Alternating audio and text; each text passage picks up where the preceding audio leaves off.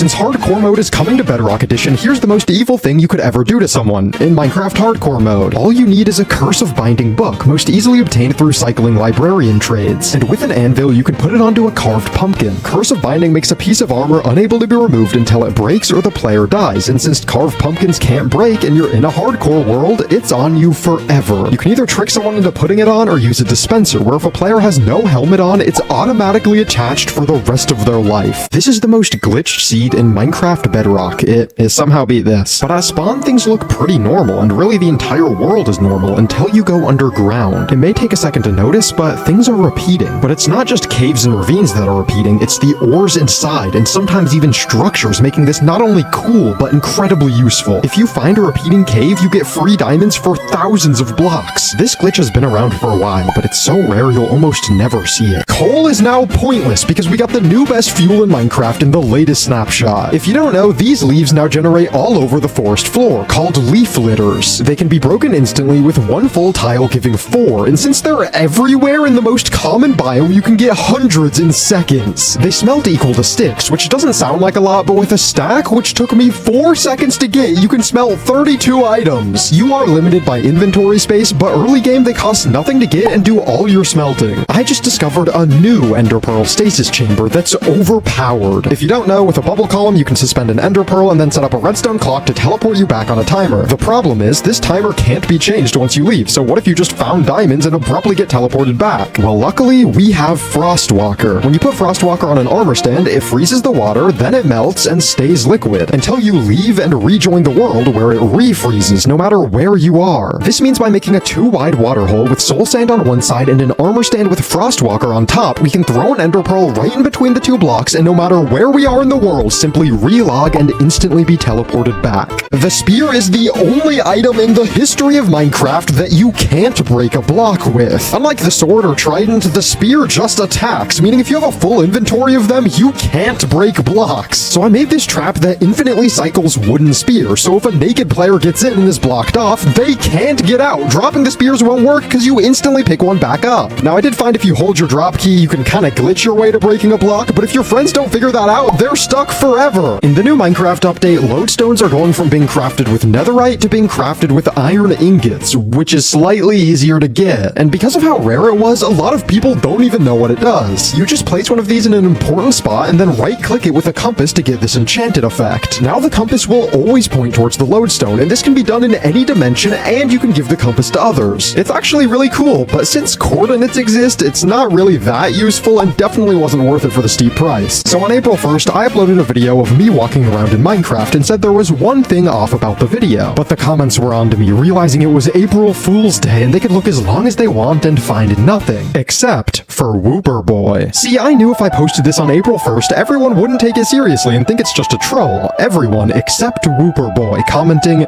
dark oak instead of spruce? That's right, if you paid any attention, you clearly would have noticed the slight desaturation of this log being not a spruce log, but a dark oak log. There's all these YouTube videos of the smallest house in Minecraft with just blocks necessary to survive. The thing is, if you get to full hunger and don't move at all, it never goes down, meaning you just have to protect yourself from mobs. So I thought I'll just make a composter with a trapdoor on top, go inside and live forever. But not quite. Lightning could strike and burn down the composter, leaving you vulnerable. So let's replace that with a cauldron. It can't catch fire and is even a little smaller. But then I discovered after a few nights, phantoms could hit you through cauldrons. But luckily, you can get a cat inside of the cauldron, scaring off phantoms and making you invincible in the smallest house in Minecraft. Another insane seed was just found by the same guy that found this seed, Cracked Magnet. From spawn, it just looks like a regular seed. There's a village and trail ruins near spawn, but nothing much until you go underground. Inside this cave, you'll see a mob spawner. And whoa, is that a double mob spawner? Wait, is this a third? Oh my, a third mob spawner! Could it get any crazy?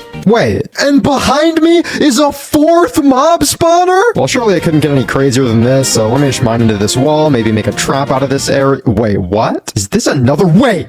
Wait, what is... Whoa! Another triple spawner? Right next to the quadruple spawner? Oh yeah, and right over here is another mob spawner. That's 8 mob spawners that can be activated from one spot. And the best part, 7 of them are zombie spawners. You can just break the spider one. And obviously, it's Bedrock Edition only. Did you know there's a hidden Minecraft world type? Everyone knows about super flat and amplified, and there's large biome and single biome worlds, but then it goes back to default. Unless you're holding the Alt key. Then you can cycle to debug mode. This locks you on spectator mode with commands on. The world generates quickly and you'll see this. This is every block state in Minecraft, from half beds to frostwalker ice to every orientation of fire to everything that can be waterlogged. Every single thing that could take up a tile is in this small area. You know how you can actually make nether portals like super huge, but no one really does it because why would you do that? Well, these are actually amazing for hidden bases, and it has nothing to do with the portal itself, rather where it takes you. Portals take you to the nether at the same coordinates divided by 8, but the same y coordinate, meaning entering here versus here could take you to vastly different spots, and with an unsuspecting setup, a main entrance to a general area and a hidden entrance that takes you to a secret base. The zombie Nautilus is better than the Nautilus, and they're both better than boats. At first glance, the Nautilus is slower than a boat, which it is, but by spamming dashes even sloppily, it immediately becomes faster, and if you dash well, 30% faster. But what I haven't seen anyone talk about is that zombie Nautiluses are even faster. If you check the Nautilus's attribute for speed, it's 1, while the zombie Nautilus is 1.100000238418858, meaning it's 10% faster, and the only downside is burning out of water, but if you just give it armor, it's better in every way. The trial chambers are here, including the new mob and a secret key. They generate mostly in deep slate layers, and the only way to find them is just stumbling upon it while caving, making them pretty rare. Upon mining in, you'll see a bunch of different rooms with chests, barrels, pots, and trial spawners. Trial spawners will spawn a specific mob until they're all killed, and then give you a reward going on a 30-minute cooldown. The trials are actually pretty hard, with swarms of baby zombies and skeletons that shoot poison arrows, and the new breeze mob that will shoot projectiles that blow you around while fighting. This is definitely the most difficult structure, but you're rewarded with enchanted diamond armor and tools, enchanted books, and even god apples. And if you're super lucky, there's a 1 in 1100 chance one of these pots could drop 2 diamond blocks. But one common reward from the spawners is the trial key, which currently does nothing, but not for long. You know those giant caves you see in like the background of Camman 18 videos that you seem to never be able to actually find in-game? Well, here's a method I have of finding those I call the 2-block theorem. Do you ever go to the bottom of a water cave and notice something's a bit off? Well, if you dig 2 blocks down, there's a good chance you'll mine into a cave. This is because if a cave intersects with a water cave, it just seals it off, leaving a 2-block barrier, but also some weird world generation that you can spot if you know what you're doing, meaning finding the cave. There's a few signs, mainly these single-block staircase formations going up and down, protruding areas they create, unnaturally flat walls and floors, and single random out-of-place blocks. It may take some practice, and sometimes in 1 or 3 blocks, not always 2, but once you get a feel for it, you can start finding caves super easily, and it feels like magic.